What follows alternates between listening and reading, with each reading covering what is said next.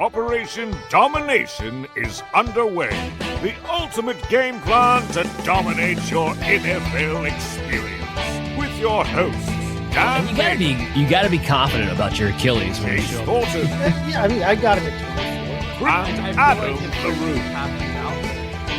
Don't hope to be great and dominate.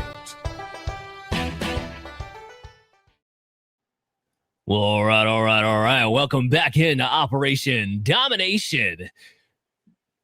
You can catch us on your favorite podcast app, anywhere you listen to podcasts. So make sure you do that on the go, especially Sunday night, Saturday night, Thursday, whatever, coming home from work.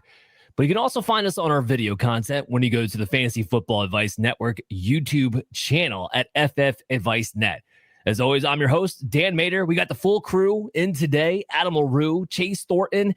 It's week 9, fellas. So we're going to do what we always do. We're going to talk about some popular questions that people are asking around the fantasy football world. We're going to give you a dynasty temperature check because we don't want to forget about those dynasty leagues. Trades are super active around this time of year. I mean, Adam, let me ask you this.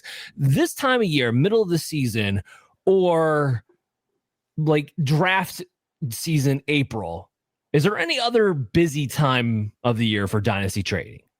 I mean, there's busy points throughout the entire year. I mean, you'll see the combine just getting people like get the itch. You'll see, right before the season starts, people make some move, but I think it's right now and right around the draft that are the two biggest, certainly, because right now everyone knows what they are. If you're a contender, if you're a rebuilder. So you can kind of make trades with that in mind. And then obviously the draft, everyone's just like trying to get their guy. So, yeah. Yeah, it is that time. And Chase, I mean, I hope you've already been sipping on your cocktail. Don't give it away until we get to that segment. But of course, DFS, because we always want to cash some money alongside our season-long leagues. All right, so let's dive into it, gentlemen. Our start-sit questions of the week. Of course, we work at some trades here sometimes too. But this first question is kind of a 2-for-1. This person's asking about quarterback tiebreakers, and we got a few of them. So they're asking Sam Darnold this week or Joe Flacco against Chicago. That's part 1. So let's focus on that part first.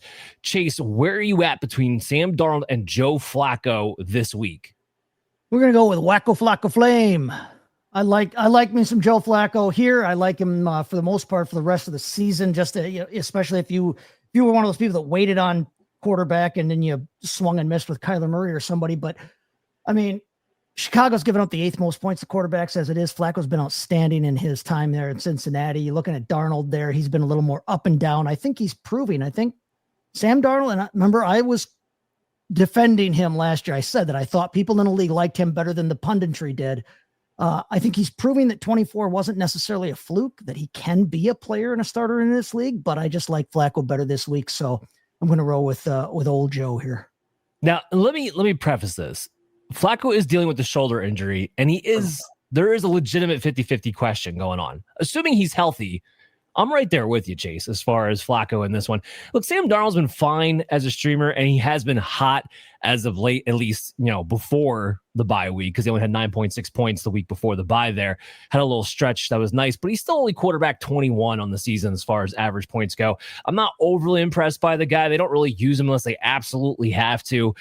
I mean, Flacco, Adam, it's been crazy what Flacco's been able to do since he's gotten traded away from the Cleveland Browns, because he's been quarterback 10 or I'm sorry, actually higher than that, quarterback 7 since joining the Bengals. And it's mostly just because he knows who to throw the ball to, and his name's Jamar Chase. But what would assuming Flacco's healthy, what would your answer here be, Adam? Yeah, it's also Flacco. I think it's, you kind of got at it with Darnold, but it's the exact opposite with Flacco. It's not just that he knows who to throw to, it's that he has retained from what he was at Cleveland, not the against pressure part, but that he throws it 40 times a game, every single game. Without fail, you get passing volume. That's like the key to me here, is that Darnold's been just as efficient, but Darnold has weeks where he throws 21 pass attempts. You do not have that with Joe Flacco at all. 30 floors like your floor. So when your weapons are T. Higgins and Jamar Chase, you're throwing it 34 times a game. You want that player in your lineup more often than not. And just to add a little caveat here on top of it, it's 52.5 over under for this game with the Chicago, one of the higher games. Absolutely could be a shootout. Both of these defenses against the pass in particular are teams that be taken advantage of. So it all kind of lines up nicely. Again, assuming he's good to go. If Jake Browning goes out there, it's Sam Darnold, because we've already seen the Jake Browning fiasco so far this season. Now, the part two of this question, because again, we're talking about quarterback tiebreakers here. It's Drake May versus Atlanta or Stafford versus the Saints this week. Adam, what's your answer? I think Drake May has hit the point where he is a bona fide must start. Does not matter the game script, does not matter the matchup. Drake May is just in my lineup. He is someone who, on multiple occasions so far this season, I think 3-4 times, he's thrown like 25 pass attempts, or it's like, all right, like you're a little scared about that. He's proven time and time again, tough matchups, low volume, does not matter. He's still getting that at least 20 points. Like at that point, he's in your lineups because pass attempts go up. It's great. You're getting like 30. If not, the floor is like awesome for him. Yeah, he's a dual quarterback, dual threat. Chase, you have anything to add there? No, I'll talk about May in just a second here with the next kind of caveat, or not caveat, but addendum to this question here. But no, it's May for me. He's been awesome, even though it's a little bit tougher fantasy matchup there against Atlanta in terms of points allowed to the opposing quarterback. But his mobility is going to negate whatever kind of pass rush they may or may not be able to mount there. And against New England's offensive line, yeah, they may actually be able to mount more than they have. I think it's a more competitive game than what Stafford's going to be in. I just don't, Stafford might be getting Puka back this week, which would be awesome, but I just don't know that they have to throw it all the hell that much. I just don't think they're going to have to do much with it. So I think that May is going to have to be more dialed in for more of the game. And so I like Drake May, and I agree with Adam that May is approaching that must start status no matter who else is on your roster. Yeah, no, I agree. It's May. I don't want us to forget about Stafford. He's been the quarterback 10 average points per game. He's going up against a great matchup against the Saints. He is getting Puka. I think they've pretty much confirmed that he is getting Puka back this week. Chase, though, you laid it out perfectly. They're a 14-point favorite.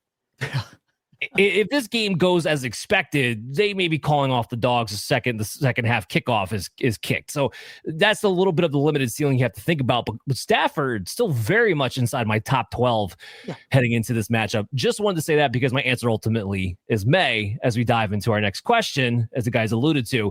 So somebody wanted to ask, is Drake May a locked-in top 5 rest of season? And just to give some context to this question, a lot of people are asking this right now. Because in your drafts, in single quarterback leagues even, you probably drafted Drake May as your backup quarterback or as, later on.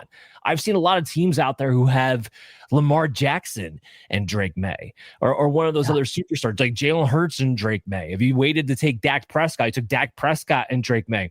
So they're sitting there trying to ask themselves the question, is Drake May bona fide elite the rest of the season? Because, people are coming up on their trade deadlines, want to figure out, can I move a quarterback if you have to in particular in some kind of trade package? I'm not really a big fan in trading quarterbacks in redraft leagues and single quarterback leagues, especially, but sometimes you can get that deal done if someone slept on it and your waiver wire's all scooped up, So this is why I think this is more of an important question, but also let's take the time to see, is Drake May a top 5 guy? So what do you think, Chase? Yeah, I think he is. In fact, you talk about trading for him and that. I'm actually literally trying to swing a trade right now with my bestest friend on the planet in my home league because he has Patrick Mahomes and Drake May. Yeah. And I was like, let's get this right. I have running backs. You need them. I don't know if I want to give up Bijan for him, but the thing about May that makes it a lock in for me, he's third in rush attempts among quarterbacks. But when you look at the top 10 we always want a mobile quarterback, right? The top 10 quarterbacks this year in rush attempts, May is by far leading them in passer rating, in the best completion percentage. In fact, he leads the league in completion percentage, for people who've thrown as much as he has there. He's 5th in the league in passing yardage. He's 15 touchdowns to only 3 interceptions. And the thing I like about him is he's not keyed in on any one receiver. So you can't necessarily take away his top weapon and his bread and butter, and he can still hurt you. Drake May has blossomed into exactly what New England needed at exactly the right time. We know that they never really have that alpha dog anyway. I mean, not since Randy Moss left town, but I really, really like Drake May and what he can offer just from a floor standpoint, but then also because he's a mobile guy, that ceiling is always sky ass high. I love me some Drake May. He is a top 5 quarterback rest of the season for me. Adam, you agree or disagree? Fully agree. He's QB2 right now, and his schedule gets better. Yeah. We got the hard games out of the way already. We've got Atlanta coming up. We've got Buffalo here in like a month. And then after that, he's still got 2 Jets games left. He still has the Baltimore defense. Like, he still has another Miami game. Yeah. Like, guys, his schedule gets better than it's been. Like, It is insane. Just to kind of cap off what you guys are talking about, he's top 5 in passing yards. He's top 4 in rushing yards. When you are that elite in both of those categories as a dual threat quarterback, you are therefore matchup proof. And to go to Adam's point, it gets even easier from here. And he doesn't have, Chase, to your point, yes, he doesn't have an alpha dog. So yes, you can't key on somebody, but I think more importantly than that, he doesn't have a superstar that's helping elevate him. He is elevating everybody else around him, and then also adding on to it with what he can do with his legs, showing how legitimate he is. People talked about, could Drake May be the next Josh Allen? We're seeing it. We're literally seeing it right now this season. Maybe he's never going to be Josh Allen as far as rushing touchdowns are concerned. You never know. He could be, but he's already ahead of him in terms of their accuracy at this point in their career, his passing ability and accuracy. To Josh's credit, I've said this all along about him, is he got better every year. Don't tell Chris Collinsworth that, because all he'll do is explain to you how he went from Wyoming and is improved. You can't really tell Chris Collinsworth a whole hell of a lot of anything, to be honest. I don't want to see the Bills on another Sunday night game, because I don't want to listen to Chris Collinsworth talk about Josh Allen ever again. Here's a guy. All right, moving on here. So we got Christian Watson, Romeo, Dobbs. Who do you start / hold? So I thought that was an interesting question, because a lot of people are trying to figure this out. Like, who do you start this week? Or even if it's a different answer, who are you holding for the rest of the season? I mean, Chase, this is your Packer team, so why don't you go ahead and take the lead? I have said all along, I have always been on the Romeo Dobbs as the number 1 receiver on this team. The number 1 receiver, in as much as there is one here, okay? But honestly, I think that Christian Watson is the better use of the roster spot for you. And let me lay this out why here. Dobbs has the better floor, I think, because he is the only thing close to, outside of Tucker Kraft, he's the only thing close in this receiving core to a consistent target earner on what we have all kind of come to understand as a super spreader offense, right? But Watson is the more dynamic special player, and I've always said that as well. Dobbs is the more consistent. I think he has the trust. I think he's the stick mover. Watson is the only one on that team that can do some of the things he can do physically. He's the only one. You can't teach 6'7". You can't teach 4'3". He has that. So he has that bigger pop ability. So even though Dobbs has the safer floor, maybe you're realistically not starting Romeo Dobbs on your team. You're just not. Who are you? If you're down to starting one of these 2 guys on your team, you might as well go for the pop ability in Watson that we know can happen. The 2-3 touchdown, the 80-yard catch type ability over the guy who, okay, yeah, he might get 6, 7, 8 targets a game and catch 5 of them every week. But if I'm down to this part of the dregs of my roster, I want that roster spot to have some pop. I want it to be a big shot. And I think Watson's a bigger shot. So I think Watson is actually the better use of a roster spot here for the rest of the season. Adam, where do you fall down on this? I said Dobbs for my answer, but I think it depends. And I agree with a lot of what Chase said. I think it really is just down to your format. Because where I disagree is that I don't think that it's a bad thing that you're down to the dregs of your roster. Dobbs is wide receiver 28. It's not like this is like something crazy. He's a high-end wide receiver 3. He's very much so a flex conversation guy. So if it depends, what's your need? If you need a guy who you can thoughtlessly leave in your flex, that's Dobbs. Like, want a guy that's in your flex every week, especially if you're in a bigger league where you have 3 flexes or something. Dobbs is that guy. If you need a guy who, like, say you also have like a Keon Coleman, you also have a couple other guys who are boom or bust, you're playing matchups between 2 or 3 guys for a last spot, that's very much so Watson. Like, if it's like you're playing matchups between a couple guys, maybe you have a Rico Dowdle, maybe you have like some other guys who are fringe flex options, then yeah, I'm probably going with Watson for exactly what you said, because he's week to week has way better upside. You know, you have see a green light matchup, then yeah, I'm going to go play Watson.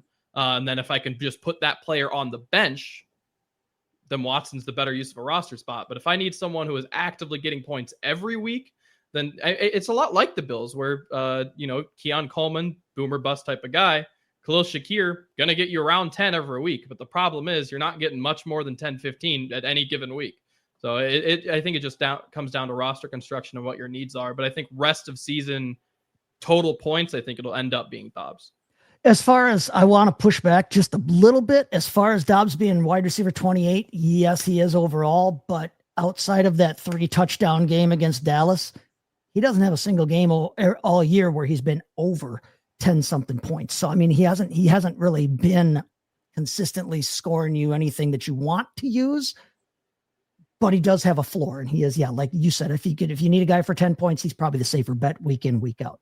But outside of that Dallas game, he hasn't done a whole heck of a lot of scoring. I find it really fascinating how much we've had this conversation over the last few years.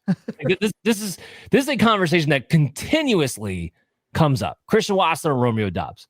And it's for the reason the two of you just laid out, and you illustrated it perfectly. One for Watson, one for Dobbs.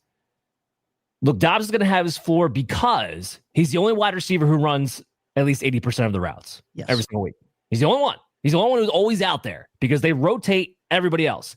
But he's also never, ever in his career had a 100-yard game. Never. Not once, which is incredible when a guy's playing that much on an offense that's been that good. Like, it's hard to do. Watson can do that in 2 catches. Correct. Yeah. So this is wide receiver 3. Yes. Are you going to get dudded? No. Is he going to win you a week? No. He's a spot play in a bye week, which is why I go back to where I kind of side with Chase on this. If I'm going to hold somebody rest of season, it's Christian Watson. Because I do believe, especially with the Tavian Wicks now, I think officially taking a backside to all this. And yes, this wide receiver. Finally. Yeah. This wide receiver is going to get more crowded when Jaden Reed comes back in a couple of weeks. I understand that. But with Watson, at least you know which matchups, which defenses give up big plays more routinely. And you plug and play them in those situations. Which games are going to be shootout performances, most likely, because they're playing another good offense. And you can play them in those situations. And you just take advantage of the opportunity of having those big games, especially as we get down into crunch time. We're 5 weeks, 6 weeks away from playoffs at this point. You're going to be playing better teams in your fantasy football leagues. You need guys who can actually win you weeks unexpectedly in certain positions.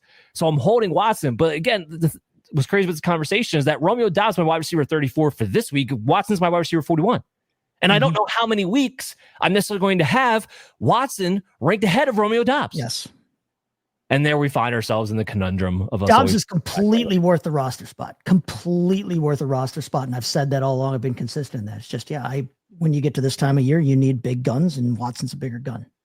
They don't fire it as often, but it's a bigger gun. Sure. Well, what I will say, which was really nice to see, is that Watson came in first game back off of ACL, ran 65% of the routes, made big plays right off the rip. If he can get that bumped up to 75% of the routes, then we're talking about a more consistent Christian Watson, most likely on this team. All right, so let's move off of that conversation. Let's get into the newcomers. Troy Franklin, Keyshawn Boutte. That's right. I want the emphasis on the Boutte. We're going to say that one. This person's asking, you're taking a dart throw. You need a week 9 plug-in. Which direction are you going to go, Adam?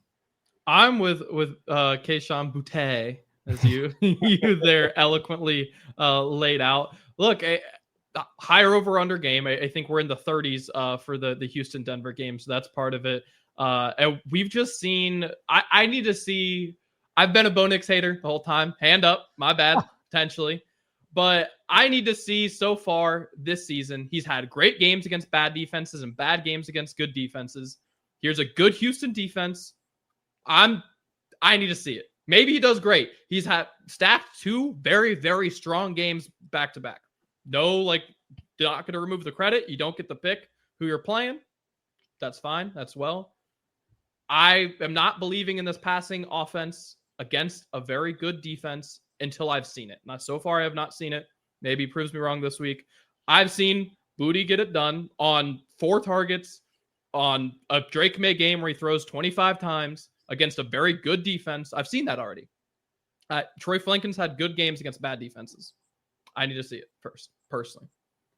Okay, I like that. Chase, where we fall down on this one? Excellent points on Bo Nix versus and their performances as a team versus good defenses and bad defenses. I agree with that completely. I like that point, but it's Franklin for me, and I want to tell you why. Keyshawn Boutte, Booty's the 4th option on his team. in the pass game. He's behind Diggs, he's behind Hunter Henry, and he's behind whoever is playing at running back at any given moment for this team who can't figure out who their running back is. He's the fourth best option on that team, and that's just based on how many times May himself goes to him.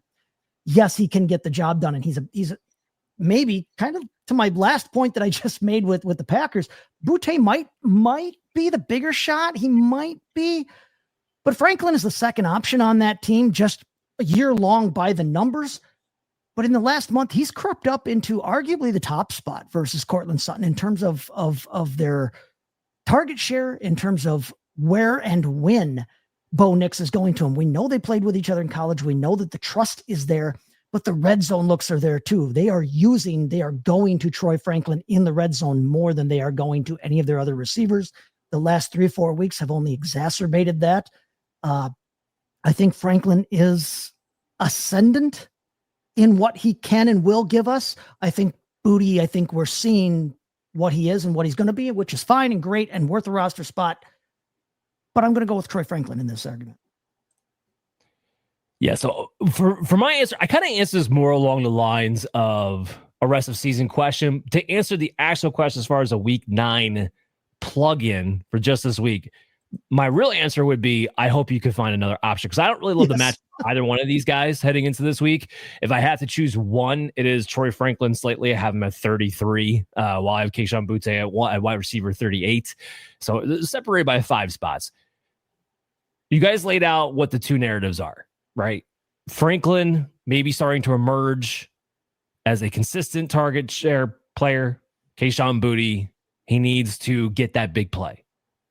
Because here's what's crazy. Boutte's playing enough. He's playing like 74 to 87% of the routes in any given week. That's where he's been.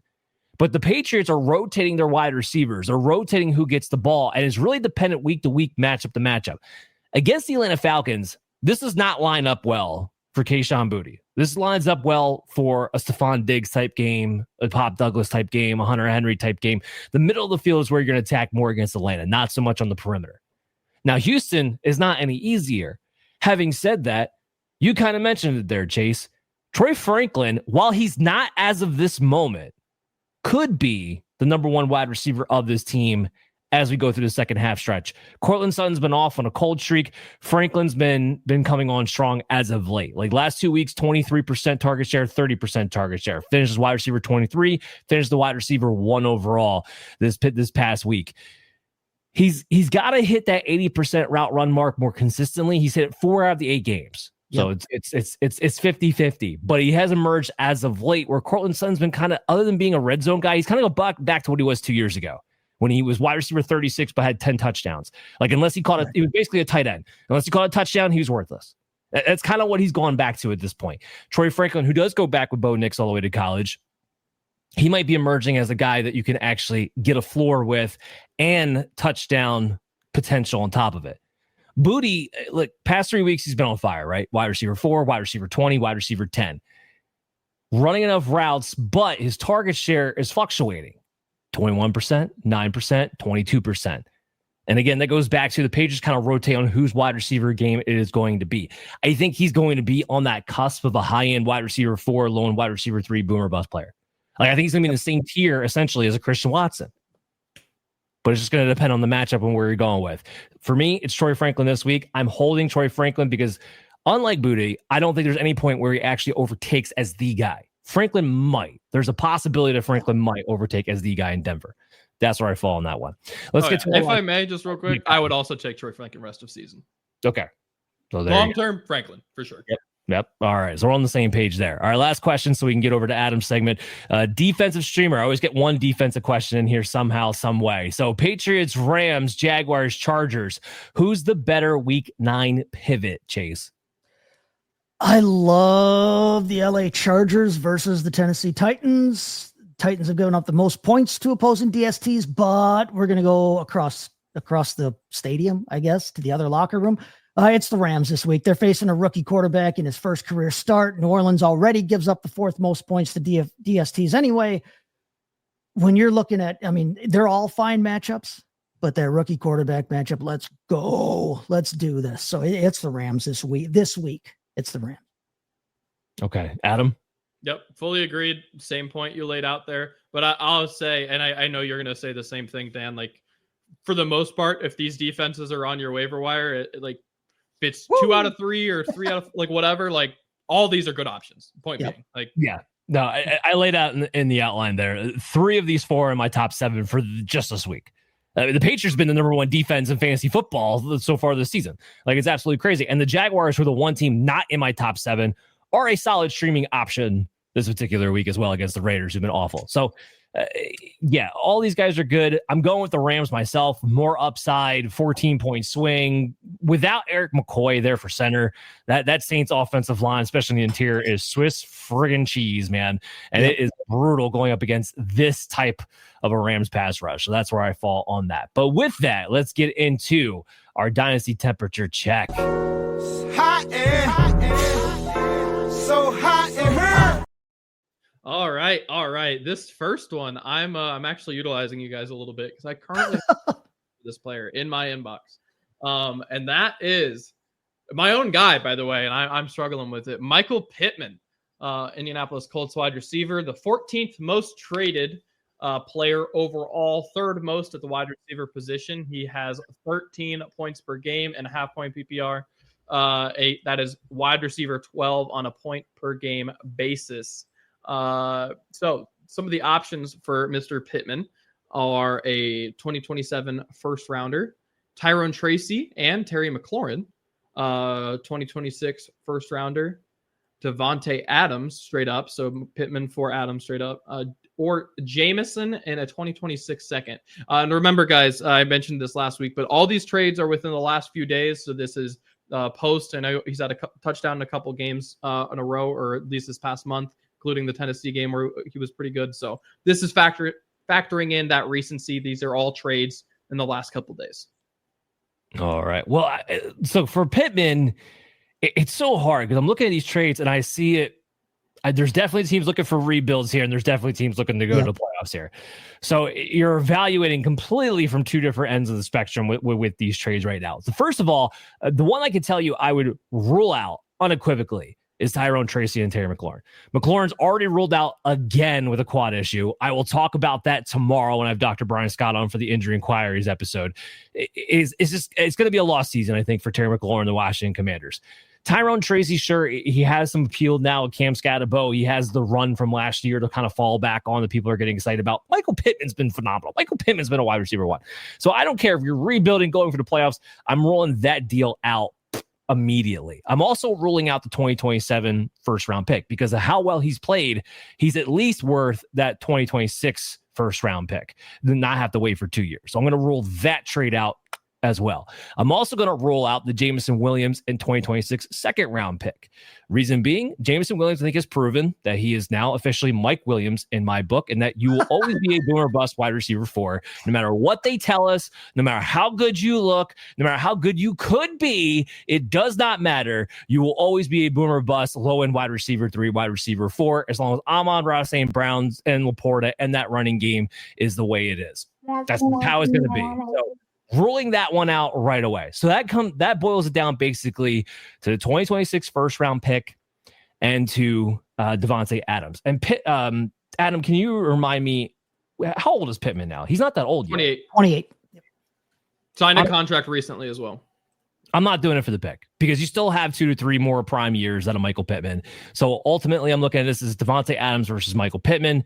Adams now has to deal with Puka Nacua being back. I know he's a red zone monster. That's about it. So guess what? I've now just whittled it down for you where Pittman stays put no matter what scenario you're in. Wow. Right, interesting. Okay. Yeah. Chase, where are you at with that? I'm actually kind of on the other end of the spectrum there. I think honestly, I like most of these deals. I'm not opposed to most of these deals. Now, whether I'm making them kind of depends on where I'm sitting. But like you said, Dan, there's obviously a smattering of both in these trade requests. That Tracy McLaurin one feels like one that was made maybe 2 weeks ago and then got accepted. You know, like after the McLaurin news came out, they're like, hell yeah, let's do this. Yeah. Take him. If you're making that trade for Tracy and McLaurin, I mean, Tracy, is locked behind Scatterbo for the remainder of his time in New York. you're betting on McLaurin being able to come back, not necessarily this season at some point, but in the future. But he's already 32, I think Scary Terry is, something like that. He's older to begin with. That's the one that, like, I agree with you, Dan. That's the one that gives me the most pause. The rest of these, I mean, I'm not a big Jameson Williams fan, but you're getting him and that 2026 too. Depending on where your team is, I think I'm okay with that. I don't think any of these is a crazy egregious over or underpay on either side. So I mean, I'd be open to all of these. The recent McLaurin news really kind of rules that Tracy McLaurin one out no matter what. But I don't think they're egregious. I mean, Pittman, I like him, and he's been great this season. I got to try and separate my redraft mindset from my dynasty mindset. So depending on where my roster is, Jones is staying. He's not going anywhere. They're signing him to a contract extension. He's just done. He's not going anywhere. Yeah. So as long as it's Jones and Steichen, I think Pittman's going to be fine. You're welcome. All right. Very interesting. Single-handedly making Colts relevant again. Indiana, we're here.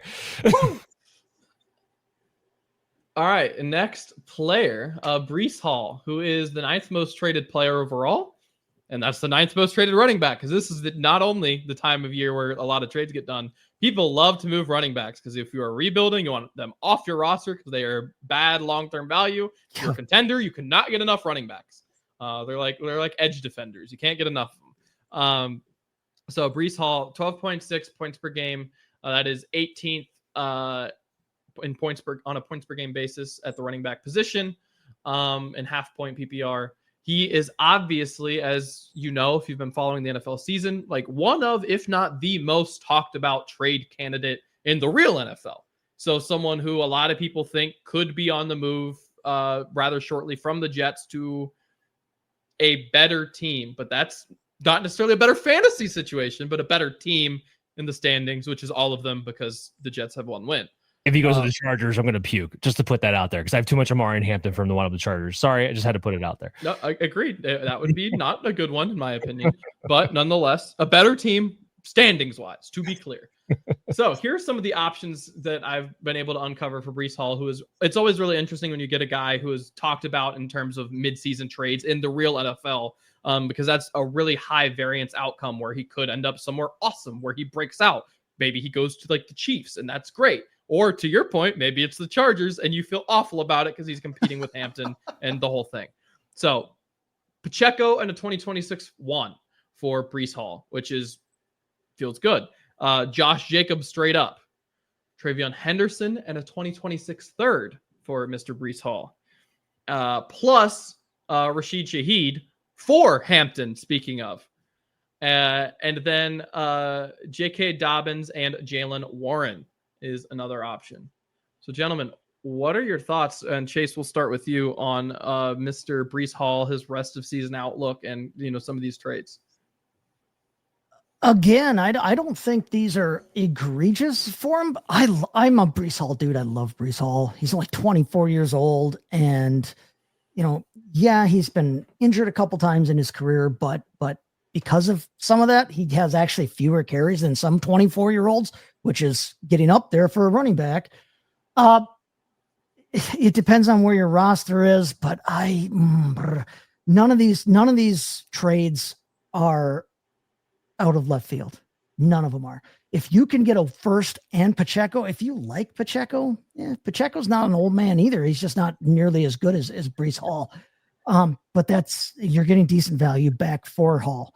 If you like Jacobs better, Jacobs is 3 years older, but Jacobs is also in arguably a better offense. A lot of this question for me boils down to wanting to wait and see what happens in the next 7 days here with Breece Hall.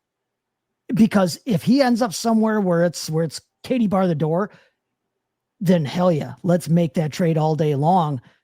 But if he goes somewhere where he's splitting carries with Amari and Hampton or with another young guy, period, I don't know that I'm as in on him. He has shown that he needs to be the guy to be overly relevant, and how many places use guys like that anymore? So I'm going to have to really be, it's going to depend on my situation.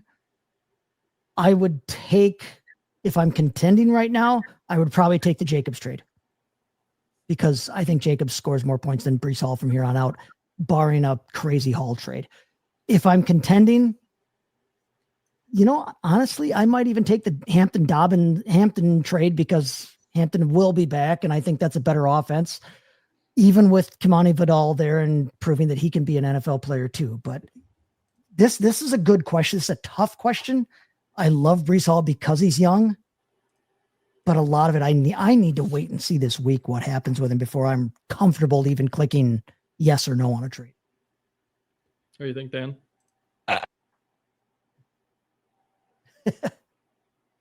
Yep. Froze him up. Right? No, that's exactly how I felt. Yeah, I don't.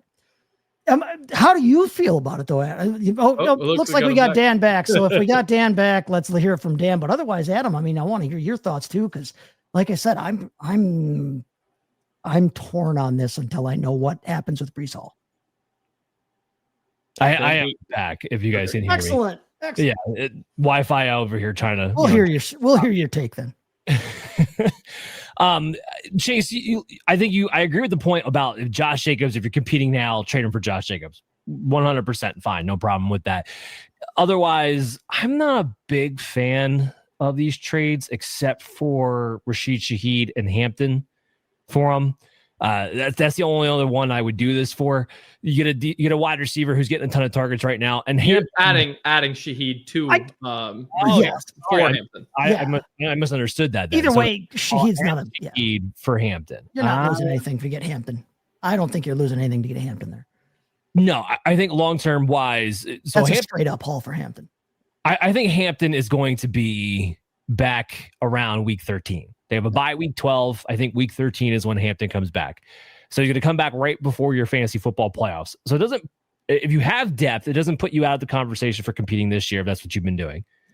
But also Hampton's going to be on a better team. At least we know for sure he's going to be better on a better team and a rookie contract moving forward the next few years. Who knows? Breece Hall could wind up wherever in the offseason. That's pretty much a wild card. And he's still young enough where we still have maybe 3 to 4 prime years out of Breece Hall. And we know that he can be an RB1 if he falls into the right situation. I'm okay with that deal. I'm not necessarily looking to pull the trigger on that deal.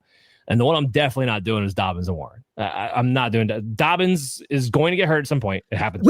Which Warren was that? Was that Tyler Warren or was it Jalen Warren? Jalen. That'd be very different. Oh, yeah, if it's Jalen Warren, no, I'm out on that. I'm out on that one, and I'm not. It doesn't stir the cockles of my heart for the Henderson 26-3 either. I was going to say the Henderson one's tough. The Henderson one's tough. If I'm rebuilding, I would be interested if you made that 2026 third to 2026 second. And then you're kind of speaking my language there. But it's not, it's a third. So agreed. I'm just saying this is negotiations, right? So if you could bump it up another round, I think I would pull the trigger on that deal. Ramondre Stevenson's not going to be there next season. I do think Henderson, while I don't think he'll ever be a bell cow like Breece Hall potentially could be, I do think we could very much see an Alvin Kamara type career set for Travion Henderson, where maybe there's someone else taking a majority of the carries, but fantasy wise, he's excellent because he's an excellent pass catcher and he's explosive. Or he's the 1A fantasy wise, but never the one. Yeah. And then if you give me a draft capital on top of it, I'd be intrigued by that deal. So there's some deals here that I would make. Pacheco's not going to be a thing in 2 years. He's not going to be in the NFL in 2 years. I'm telling you guys that right now. So I'm even though it's a one, I'm kind of off of that one. Yeah, I think that's really fair. I mean, Breece is young. It's hard to say where he ends up. But that's kind of like the nice situation that there's actual upside with him. He's an RB2, right? A young RB2 as is. There's upside that exists outside of where he is now. There's also some risk for sure. But I think it's a beautiful situation in that there's not many situations that are actually worse than the Jets at this time. There are some in terms of fantasy, but not many, man. The one that I find really, really fascinating, because it is very possible that you acquired this player for free like 3 weeks ago. Joe Flacco, I saw on a lot of waiver wires in my dynasty leagues after he got benched on the Browns. Because a lot of people, Joe Flacco himself said in an interview, he had no idea if he would ever play another NFL game again. No idea. And then he goes to a division rival like 2 weeks later. And he starts playing. We talked about it earlier. Dan mentioned QB 10 since he started for the Bengals. And Mike Tomlin was pissed. Yeah. Well, rightfully so far. Right. So now in Superflex Dynasty leagues, which most of them are, he is a very, very interesting asset because it's almost certainly a 1-year thing, unless maybe the Bengals bring him back as a backup again next year. I don't think that he's going out to compete for a starting job next year. Very likely not at any rate. Having said that, right now, at least for the next month and a half, deep into December, he's a very, very good Superflex QB2. So some of the options here for him: 2027 second rounder, a 2026 third rounder, Chris Godwin, and a 2026 third. So Joe Flacco and a 2028 third to move up to a second, straight up for Alec Iomanner, who has been pretty solid so far for Tennessee, one of the few bright spots, or Kyle Monengai and a 2026 third. Again, this is a guy who you very well might have gotten for free in Joe Flacco. And you very well, I know on my rebuilds, if a quarterback comes up on the waiver wire and I think he has any chance of starting, I grab him every time. Yep. So I have a lot of rebuilds where it's one of the only positions where I end up with old players on rebuilds, because quarterbacks, I'm like, I can flip that to a contender, no problem. I'm curious what your guys' thoughts are, because you could very well be in a rebuild, have a 40-year-old Joe Flacco and be able to flip him for some kind of value. But do you think it's worth it in these circumstances? By next season, Joe Flacco might be my age. So I'm going to have to recuse myself for a minute. I want to hear Dan's take on it. This is very simple for me, this one. Unless you are a Joe Flacco in your Superflex starting away from a championship contending team, you trade him for any freaking thing that you can get. So I would pull the trigger on every single one of these deals, unless Joe Flacco in my Superflex is the reason why I think I'm going to win a championship this year. But let me add an addendum into this. There is no guarantee he starts the weeks of the fantasy playoffs and especially championship. They could be using Joe Burrow back. Not saying they will. I'm not saying it's likely. It's possible. So I'll push back on that. Let's give them the ideal scenario where Flacco plays well enough to get them into playoff contention for that 7th seed in the wild card, and there is reason for Joe Burrow to come back. Just, again, this is conversations I've had with Dr. Brian Scott and other things I've read about the injury report. It is highly unlikely that Burrow can return before week 17. And that's best case scenario. Highly unlikely. Which is fantasy championship week. Right. Not playoffs, but championship week. We're talking, and what I mean by that is it's either week 18 or he first comes back first round of the playoffs. Like that's the more I know people have talked about, could he be back week 15, week 6? Yeah. Everything I've seen, there's no chance of that happening, even if they're in playoff contention. We are talking week 18 or wild card round. So I do think Joe Flacco, barring injury, and again, he's banged up right now, barring injury, is the starting quarterback for this team the rest of the way for fantasy football purposes at the very least. No, I tend to agree with you, Dan. I jokingly, begged off of having to answer it, but I agree with you completely. He's one of those players, whatever you can get for him right now, jump on it, take it and run and be happy with it, because to your point, Adam, you probably got the guy almost for free this season anyway. There were he was on the waiver wire in a lot of dynasty leagues, even in the Superflex category a few months ago. So if you you're talking about turning nothing into anything. The only one that would give me any kind of pause, I would maybe try to keep talking the guy that's offering me only the 2026 third up.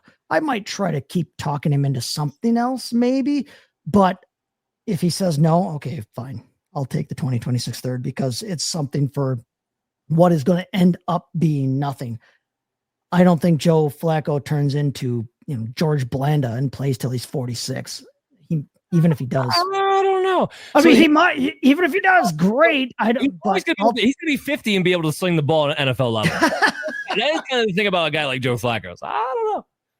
If he keeps himself healthy, if he's eating his avocado ice cream, He'll be fine. Me personally, if I'm on a rebuild, I have Joe Flacco on my roster. I am probably going to send every single person in my league. I'm sending a trade for a 2027 second.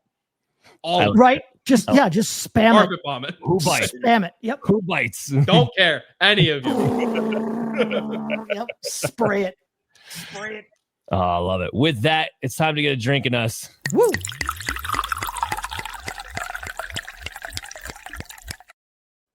All right, let me put some ice in my mixing glass here. It is that time of year, guys. It's that time of year. It's Halloween is coming up this coming weekend. So it's spooky season. And so this week's cocktail we're going to call the injury scare, because we've been dealing with some injuries lately. So this week's cocktail is the injury scare. But let's get into what we're going to actually do with our lineup here, and then we'll mix up a cocktail real quick, because I can mix that up while you guys talk here. At quarterback, we're going to go with it. We're going to pay down a little bit this week. Normally, I like to try and pay up if I can for a quarterback, because I like having that safe floor at quarterback. But we're going to talk about a guy that I think has a safe floor, even though he's not overly expensive, and that's Jackson Dart in New York for $5,200. He's 20th in salary right now on DraftKings, in terms of their pricing. He's quarterback 11 on the week, ECR wise. San Francisco already, and I know I might be breaking your heart here, Dan, but San Francisco already they only give up the 21st most points to opposing quarterbacks. So they're not like a lockdown matchup for a quarterback. But when you look at what Jackson Dart has done, and I've been careful to caution people against this, if you're just looking at standings, if you're just looking at rankings in terms of the points they've scored, you need to dig a little deeper with Jackson Dart, because he did have a couple of snaps in the first two games there that kind of skew his points per game.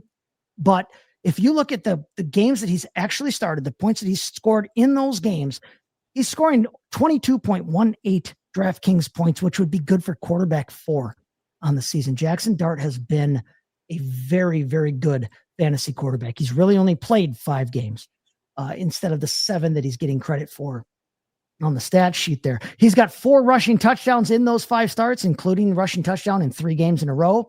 He's thrown 8 touchdowns to 3 interceptions, which is a decent ratio there. And honestly, this week, I think they might need to rely on him a little bit more, because they're missing Cam Scatterbo. Now, you can argue that, okay, yeah, that means they might be able to key in on him a little bit more. But I would remind you that Tyrone Tracy was a serviceable option last year.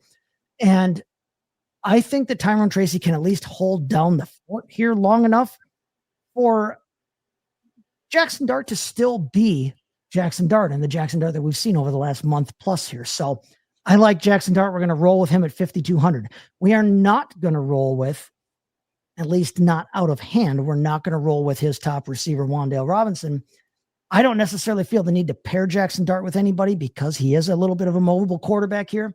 So the other 3 guys are not going to have anything to do with Jackson Dart. We're going to start with the running back position and go with, I think, somebody that needs to be kind of almost an unspoken, just plug him in as long as this wave continues type player here in Kimani Vidal.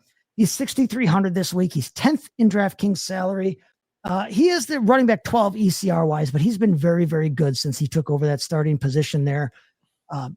He was the running back 7 in week 8. He was the running back 8 in DraftKings scoring for week 6. Those are sandwiched around a pretty tough game against Indianapolis, but Indianapolis has been a tough matchup for other running backs as well. So I'm not going to hold that against him. This week, he gets a real juicy matchup. He is on the road, but he's facing the Tennessee Titans, who give up the 2nd most points to opposing fantasy running backs. The Chargers are 9.5-point favorites as of the time that I looked at things today. Tennessee has also allowed the most rushing touchdowns. I really like Kimani Vidal this week. I'll take him for that price. So Kimani Vidal, 6,300. We're going to play him as well. Then a couple of guys that we are going to pay up for. We're saving money at quarterback, going with Jackson Dart. So we're going to pay up at receiver, and for maybe an unprecedented 3rd week in a row, we're going to play a tight end as well. Let's start with a wide receiver at Jackson Smith-Njigba at 8,100 for the Seattle Seahawks there. He's 4th in DraftKings salary. He's expensive this week, but he's ranked as wide receiver 3 in the ECR this week. He is the wide receiver 2 overall on the year. He's a wide receiver 2 in points per game this year. He trails only Jamar Chase overall and only Puka Nacua in his points per game. Jackson Smith-Njigba has been a revelation this season. I think the reports of his demise with Cooper Kupp coming to town were greatly exaggerated. He has proven that time and time and time again. Washington, his opponent this week, the Commanders are allowing the 9th most points to opposing fantasy wide receivers. And the only week all year that JSN has been below 20.6 DraftKings points was in week 4 versus the Arizona Cardinals. And guess what? That week, he was still wide receiver 25. So he was still a usable option. He didn't kill you that week, even though he didn't give you, shoot out the lights type performance. We're going to roll with Jackson Smith-Njigba. We're going to be happy about it. And then at tight end, we are going to pay up all the way. We're going to take the most expensive tight end on the slate in Trey McBride at $6,000. We have been trailing and kind of like chasing the Dallas Cowboys all year, either using them or using people against them all season. And I couldn't get away from that this week because I love me some Trey McBride. I have him all over the place. He's so good. He's so good. But he's the tight end 1 in ECR. He's the tight end 3 overall right now on the season. He's tight end 2 in points per game. He leads all tight ends in targets. He's 7th among all players. Dallas allows the 19th most points to the tight end, but this is going to be a passing bonanza.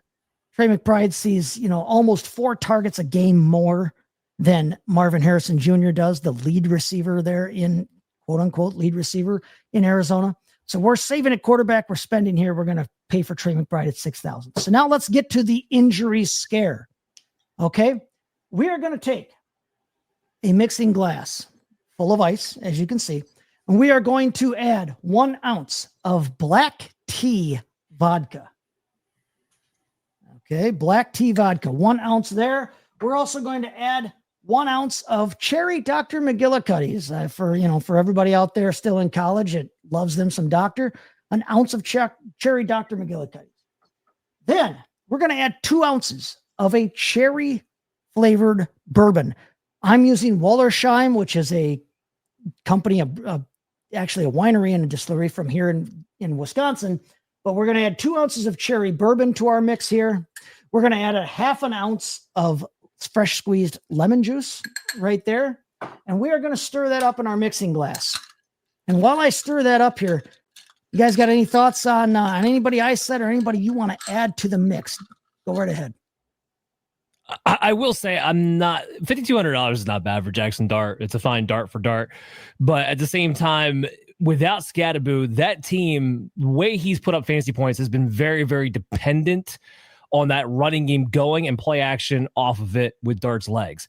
The 49ers are in the top half as far as least amount of rushing yards given up to the quarterbacks, and they're a hard team to run on in general. They're in the top 12 in rushing yards per play. They can take advantage of the secondary, but I think this might be actually a tougher matchup than people realize for Jackson Dart. But again, $5,200, I'm not going to complain about that too much. Adam, here's some values that I have this week. Kareem Hunt's $4,700. Isaiah Pacheco's not going to play. Is Kareem Hunt fun to watch? No. Will he fall in for 3 touchdowns against Buffalo? Probably. That just seems to be how it's working out right now with those guys. Travis Hunter. Some people talking about could he be the wide receiver 1 for the Jacksonville Jaguars coming out of the bye. He's only $4,700 against the Raiders in this upcoming week. So I have a couple of things there. And then Chase Brown with Joe Flacco has been excellent. He's $5,900 this upcoming week too. So those are some of the big values that I'm checking out. Yeah, I agree with those. And one extra name I want to throw in there is DK Metcalf is the 24th salaried guy. And for me, he's a wide receiver 1 this week. I have him as wide receiver 12, actually. He's currently the wide receiver 15 overall. This is a 50+ point over under this week. DK Metcalf, I think, is an excellent option. I love DK Metcalf. I had him as one of the possible add-ins around these guys. I was able to put together lineups that included Kyron Williams. I was able to put together lineups that included Travion Henderson, if he is the healthy back for New England this week, because I like New England in that game against Atlanta. But you guys make some great points. So I stirred that up. I strained it into a if you've got a goblet or if you've got a martini glass, that's kind of always fun. It kind of looks like kind of witchy, but I've pre-rimmed it with some silver spooky sugar. You top that mixture off with some tonic water, and that is your injury scare right there. Slanjava, everybody, and good luck this week in your daily lineups.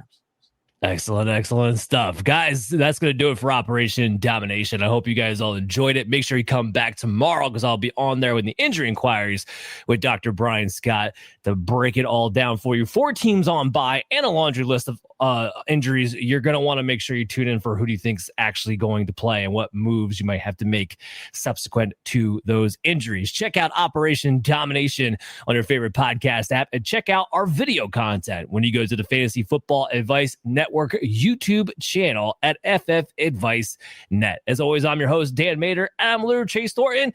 We'll see you guys again soon. Woo!